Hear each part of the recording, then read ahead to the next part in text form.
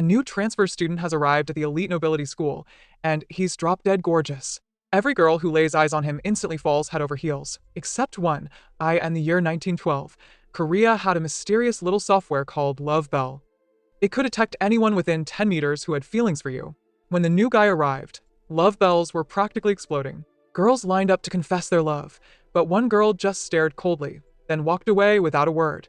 That girl was Zhao Yao. Huang Xian'eo, the only son of a powerful and wealthy family, had never been ignored in his life. But Zhao Yao? She didn't even flinch. That hit him hard. Little did he know, Zhao Yao was the poorest student in the entire school. Orphaned at a young age, she lived with her strict aunt and barely got by. She saved money by skipping the cafeteria, relying on expired rice balls and leftover lunchboxes from the convenience store. Her teachers thought she was dieting. She just didn't have a choice. But that strength, that quiet, resilient spirit, was what caught Xian'eo's eye, and as for Zhao Yao, sure, she noticed his stunning looks. But she seriously questioned whether the guy had a working brain. Turns out, this wasn't even their first meeting. The day before, at the bus stop, Xian'eo had already fallen for her. But there was a problem. His best friend Huiyong had a crush on her too. Suspicious, Xian'eo had his driver secretly follow Huiyong after school, straight to Zhao Yao's neighborhood. Cornered, Huiyong confessed. He'd been keeping his distance from Zhao Yao because she already had a boyfriend. But Xian'eo, ever the bold type, didn't care. The next day, Xian'eo waited for Zhao Yao after school. When she passed, he looked up and said with a smirk, "It's loud.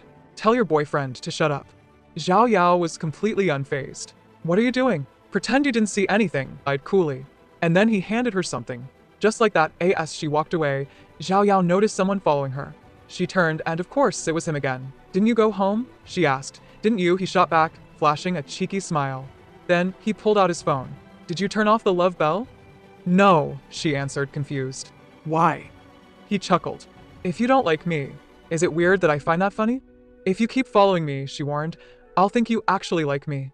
That's when he pointed at a small alley and asked her to talk with him alone. She agreed, but the moment they were inside, "Do you want to kiss me?" "Are you crazy?"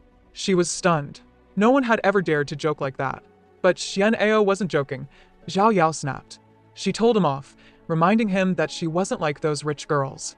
She had to work just to survive. She had no parents, no safety net. For the first time, he was speechless. Despite his wealth, he wasn't happy either. Maybe they weren't so different. Still, he couldn't let her go. "Do you like me?" he asked again, hopeful. Zhao Yao didn't know how to respond. So when he leaned in for a kiss again, she blurted out that she already had a boyfriend, that she was a fighter, that if he tried anything, her boyfriend would beat him to a pulp. Xian'eo just smiled. If he really existed, you wouldn't have hesitated. She didn't dodge. Instead, her thoughts wandered. If I had Love Bell, would I be laughing right now? Suddenly, lightning flashed, thunder rumbled. Rain began to pour. They looked at each other and laughed. And then Zhao Yao, for the first time, took his hand and ran toward the station. Only once they were inside did she realize she was still holding his hand. When Zhao Yao finally reached home, soaked and 3 hours late, her aunt scolded her. But her older cousin only watched silently plotting. Meanwhile, Xian'eo returned home too, torn between guilt and excitement. Huiyong, like a brother to him, was clearly affected by what had happened. But he didn't say much, just reminded Xian'eo not to catch a cold. That night, Zhao Yao stared at her phone, unable to sleep. The next morning, her cousin announced something shocking. She wanted to pursue Xian'eo. Zhao Yao was already rattled, but things only got worse when her so-called boyfriend showed up at school, waving his phone. "Have you forgiven me yet?" he asked. Her love bell had buzzed, but how? Zhao Yao used an antique phone. It couldn't even run the app, turns out. Her cousin had downloaded it herself. As she secretly watched the screen, Huang Xian'eo entered the 10-meter range. The number increased. She was thrilled. But another girl nearby leaned over and said, "That can't be Xian'eo. His love bell's been off since yesterday." "So, who is it?" Suddenly, a chubby, awkward boy appeared behind her. Qian Dijiu. He had secretly liked her for ages. He has been in love with Jumei all the time. Today, he got up the courage to use the love bell to confess to Jumei. But Jumei panicked. It's a shame to be liked by this kind of person. In order to escape, he dug into the toilet. But the love bell has been ringing all the time, and Qian Dijiu has no intention of leaving at all. He even sent a message boldly. "Gourmet, I'm so happy that I can finally confess to you. There's something I really want to give you today. I'll see you at Miso Park after class. I'll wait for you until you come." It's so boring, because Jomei didn't even want to see him, so he kept hiding in the toilet. until the data on the mobile phone became zero. He took a deep breath. On the other hand, Zhao Yao, who just finished class, suddenly found Huang Xian'ao not far away. So he used the excuse to take the book and ran back to the classroom. But Xian'ao found that the classroom was empty. It turned out that Zhao Yao was hiding on purpose. Xian'ao was confused. Until the love bell rang, he turned around and left, confirming the danger has been solved. Zhao Yao was in a hurry to go to class. When Zhao Yao's boyfriend rushed into Xian'ao's classroom, he raised his phone and asked if it was you. However, looking at the photo in his phone, Xian'ao said the truth without hesitation. "If you don't believe me, I'll kill you." Heard that the brothers were beaten, Hui Yong, of course, couldn't sit and do nothing. How could he be the elite of the martial arts team? But Xian'ao was still entangled with the fact that Hui Yong also liked Zhao Yao. But because Xian'ao is the young master of the old master's house, Hui Yong would let Xian'ao go even if he was upset. Yo, on the other hand, didn't wait for Jumei for a long time. For this love, he specially prepared a new phone for Jumei. And now everything seems to have lost its meaning. Out of the idea of not wasting resources, he gave this phone to Zhao Yao. And Zhao Yao, who got a new phone, finally got a chance. So he downloaded the one without hesitation to spy on people's love. Because his girlfriend was kissed, his boyfriend came over and beat her up without saying a word. As a result, his girlfriend found his video. In the evening, Zhao Yao came to her boyfriend's training room and hoped to break up with him as soon as possible. But her boyfriend seemed to have guessed that she wanted to break up. In order to save this relationship, he decided to take this green hat and said that he would forget about kissing others. Unexpectedly, at the next moment, Zhao Yao took out the new phone that was downloaded by Good Love Spirit. But there was no one who liked her within 10 meters around. Her boyfriend was silent. Just like Xian'ao said, two people being together does not mean that they will definitely like each other. And Love Spirit has proven everything at this moment. I don't know if the two of them are too familiar with each other or have been together for too long. In short, they can no longer find the heart of the other party. Or maybe they just treat each other as their best friend. However, the next day, the photo of her kissing Xian'ao suddenly spread to the campus network. At that moment, Zhao Yao became a vixen who trampled on two boats. And her cousin Jumei was even more angry. He felt that he was the only one who was worthy of Xian'ao. None of the classmates around him stopped him. The quarrel between the two of them was only pulled back until the teacher intervened. Back to the classroom, helpless Zhao Yao only wanted to get the comfort of her best friend as soon as possible. Unexpectedly, her best friend ignored her request. She also posed as if she was going to break off the relationship. The tears of grievance began to roll in her eyes, and at the most difficult moment, someone suddenly knocked on her desk. This person is Xian'ao. At the same time, he also reached out to Zhao Yao. "Give me your hand." "Why?" "I'll hold it." 3 words out of mouth directly shocked all the classmates present. And Zhao Yao no longer cared about their eyes. She directly pulled Xian'ao out of the classroom. As a result, she just came out. She suspected that Xian'ao had sent the photo to the campus network on purpose. Xian'ao was a little disappointed. But the kiss between the two of them was a fact. In order to see if the boy who flirted with her liked her or not, Zhao Yao directly opened the love bell on her phone. But it was a pity that the one who liked her did not appear within 10 meters. She felt like she was being played. Zhao Yao turned around and wanted to leave. But Xian'ao pulled her tightly to explain that she did not open the love bell. Then she took Zhao Yao to the empty gymnasium. And to prove her true heart in an uninvited environment, the two of them opened the love bell at the same time. But they didn't know that their good brother, Hui Yong, had also come here. Because he had always been in love with Zhao Yao, he also wanted to know who the other person liked in his heart. However, when Xian'ao showed his love bell to Zhao Yao, Hui Yong stopped walking. Because he clearly saw that Zhao Yao had lit up Xian'ao's love bell. But when he asked to check Zhao Yao's love bell, he found Hui Yong, who had already left. For the sake of brotherhood, he rushed out to explain. But Hui Yong was willing to quit. After all, the one Zhao Yao likes is Xian'ao. Although a little disappointed, he still forced himself to bless Xian'ao. As a result, only half an hour passed. Xian'ao took advantage of lunchtime to give his phone to his crush, Jumei. At lunchtime, Xiao Chao suddenly walked in front of the girl. Without saying anything, he took out his phone and handed it to her. Shocked, he thought Xiao Chao wanted his phone number. Unexpectedly, what he wanted was his cousin's phone number. His proud expression solidified instantly. But Xian'ao did not deliberately humiliate him. It's just because he couldn't find Zhao Yao. And at this time, Zhao Yao was sitting on the bench, eating an expired rice ball. Suddenly, he received a message from Xian'ao. "Don't you have a lunchroom? Where are you now?" Instead, she clicked on Xian'ao's photo to appreciate it. In the morning, she lit up Xian'ao's love bell, but she refused to show it to Xian'ao. But in fact, she was just shy. because the moment Xian'ao lit up his love bell, his whole body was warming up. This happiness came too fast. In order to suppress the excitement in her heart, Zhao Yao began to run around the playground, but she didn't know Xian'ao, who was not far away, was watching her secretly giggling. Soon, Xian'ao found her and asked her why she didn't reply to his message. Zhao Yao was so shy that she didn't know how to react, but when he saw everything, Xian'ao stuttered. "Have you heard anything?" "No, I don't know. I don't know. I don't know anything." In simple words, Zhao Yao started to make a mess immediately. Faced with Xian'ao's tight steps, she could only shyly turn around and run away. Xian'ao thought that this was the pure love that girls should have, but he didn't see Zhao Yao's love bell. Xian'ao was still not reconciled. He went to Zhao Yao's part-time shop to have dinner. Then he waited for Zhao Yao to get off work, accompanied her on the walk, accompanied her to take a bus. The smile on his face was filled to the brim. "But now I may." Little curious, if it were you in front of the screen, how would you face such a handsome pursuer? In short, Xian'ao kept asking Zhao Yao to open the love bell. "No." "Why?" "Turn it on. Or I'll put it here. If you don't want to, show me." "I don't know what you're going to do." Anyway, if it were me, I would have done it a long time ago.